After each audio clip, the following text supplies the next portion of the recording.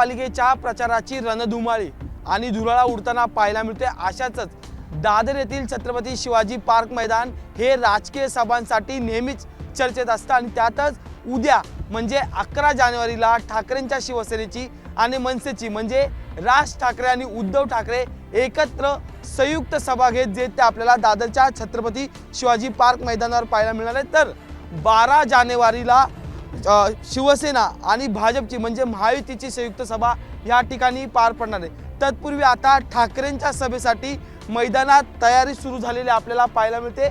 भव्य असा मंच जो आहे तो या ठिकाणी उभारण्यात आलेला आहे। त्यासोबतच आपण जर पाहिलं तर 3 भागात मैदानाचं जे आहे ते वर्गीकरण करण्यात आलेलं आहे। मंचाच्या समोर एक डी उभारण्यात आलेला आहे, तिथे VVIP लोक बसतील। त्याच्यानंतर या ज्या सोफा आणि रंगीबेरंगी खुर्च्या लावलेल्या आहेत तिकडे VIP लोक जे आहेत ते बसतील म्हणजे पक्षाचे नेते आणि इतर जे मान्यवर असतील ते असतील। त्याच्यानंतर जे शिवसैनिक मनसैनिक या सभेला उपस्थिती लावतील त्यांच्यासाठी सुद्धा बसण्याची व्यवस्था जी आहे ती आता या ठिकाणी करण्यात आलेली आहे। खरं तर सभा जी आहे ती उद्या होणार आहे, पण तत्पूर्वीच खुर्च्या लावण्याचं नियोजन ते या ठिकाणी करण्यात आले आणि विशेष बाब म्हणजे की यंदा ठाकरे बंधूंच्या युतीतून जे 227 उमेदवार या महापालिकेच्या मुंबई महापालिकेच्या निवडणुकीला सामोरे जाणार आहेत त्यांच्या बसण्याची व्यवस्था सुद्धा मंचावरच असणार। त्यामुळे शिवाजी पार्क मैदानात नेहमीच प्रचाराची सांगता सभा व्हावं असं प्रत्येक पक्ष त्यासाठी अग्रेसर असतो आणि त्याच पार्श्वभूमीवर आता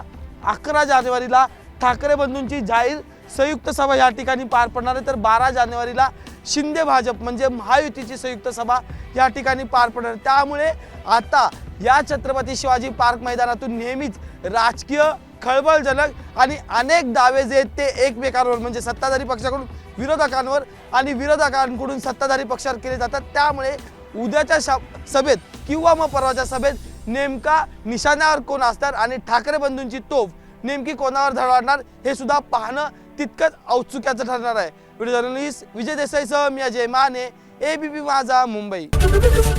ABP माझा, उघडा डोळे बघा नीट।